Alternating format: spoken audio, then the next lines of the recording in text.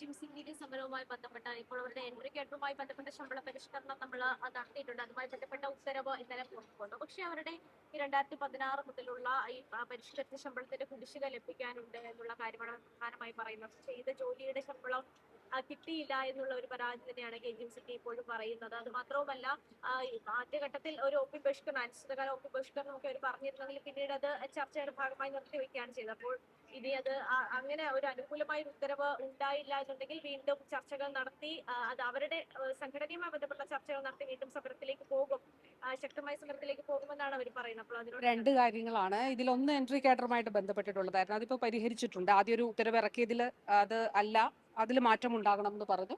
അത് ഫിനാൻസിനോട് നമ്മൾ അഭ്യർത്ഥിച്ചു. അതിൽ വളരെ പോസിറ്റീവായിട്ടൊരു സമീപനം പിന്നെ ധനകാര്യ വകുപ്പ് എടുത്തു. അപ്പോൾ തീർച്ചയായിട്ടും അതിൽ ഉത്തരവ് ഇറങ്ങിയിട്ടുണ്ട്. രണ്ടാമത്തെ കാര്യം കേസുകളുമായിട്ട് ബന്ധപ്പെട്ടിട്ടുള്ളത് UGC സ്കെയിലിലുള്ള വേതനവുമായിട്ട് ബന്ധപ്പെട്ടിട്ടുള്ളതാണ്. അപ്പോൾ അതിൽ നമുക്ക് സുപ്രീം കോടതിയിൽ കേസുണ്ട് സമാനമായിട്ടുള്ള. അപ്പോൾ അതുകൊണ്ട് തന്നെ കേസ് നിലനിൽക്കുന്ന സാഹചര്യത്തിൽ എങ്ങനെയാണ് എന്നുള്ളത് ഇതിന്റെ മറ്റു വശങ്ങളും അന്ന് ധനവകുപ്പ് അറിയിച്ചത് നിയമ ഉപദേശം തേടിയിട്ട് ചെയ്യാമെന്നുള്ളതാണ്. അത് ഇതുപോലെ നമുക്ക് ഈസി ആയിട്ട് പരിഹരിക്കാൻ പറ്റുന്ന ഒന്നല്ല എന്നുള്ളതാണ് ധനവകുപ്പ് അറിയിച്ചിട്ടുള്ളത്. നിയമ വിദഗ്ധരും അതാണ് പറഞ്ഞിട്ടുള്ളത്. അപ്പോൾ കോടതികളുടെ മുൻപിൽ നിലനിൽക്കുന്ന കേസുകളുടെ വിധിയുടെ കൂടി അടിസ്ഥാനത്തിലാണ് വാസ്തവത്തിൽ അതിൽ തീരുമാനം ഉണ്ടാവുക.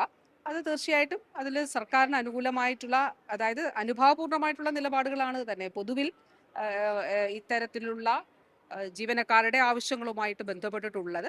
ഇതെന്താണ് എന്നുള്ളത് നോക്കാം. കാരണം ഇത് നമുക്ക് ടെക്നിക്കലി ആ നിലയിൽ സർക്കാരിന് തീരുമാനമെടുത്ത് പോകാൻ കഴിയുന്ന നിലയിലല്ല എന്നുള്ളതാണ് ധനവകുപ്പ് അറിയിച്ചിട്ടുള്ളത്.